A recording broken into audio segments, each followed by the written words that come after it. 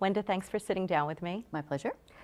The theme of our annual leadership meeting is revenue the next wave.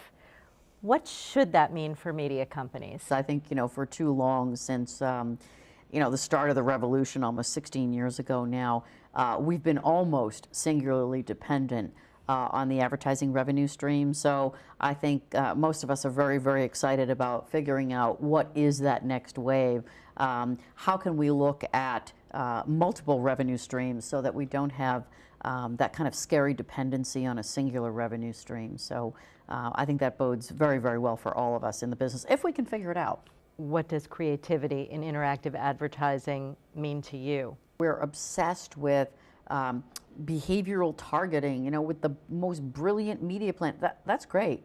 But the most brilliant media plan, the best targeting, unless you have commercial messaging, unless you have creative that causes people to emote or transact, the best media plan in the world doesn't mean anything.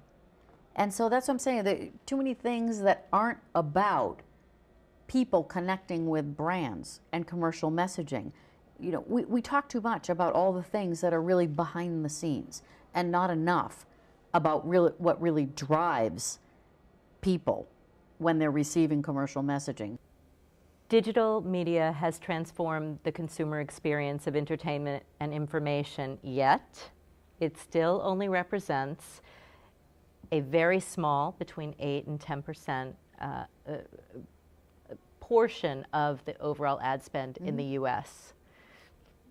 Why do you think that is? It's important to understand that from a commercial messaging standpoint, we're just about 16 years old. And, we might think that's a long time, and believe me, there are days I feel that's a long time, but it's not a long time. You look at, the Procter & Gamble's of the world and, the Pepsi's and some of the automotive companies, and they're not necessarily looking for the new thing or the cool new thing. They are looking for the tried and true. So some of the most experienced and best marketers in the business are still learning why this is important, how to do it well, how it fits in the mix with other media. But I think for way too many years of the revolution, we have let technology lead, and technology should not lead. Technology is a facilitator.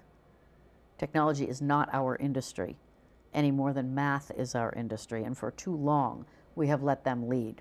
And it is time, as pretty much every speaker said today, to let us understand technology is the facilitator, but understanding how we connect commercial messaging with consumers, how we connect brands with consumers is really the business that we're in.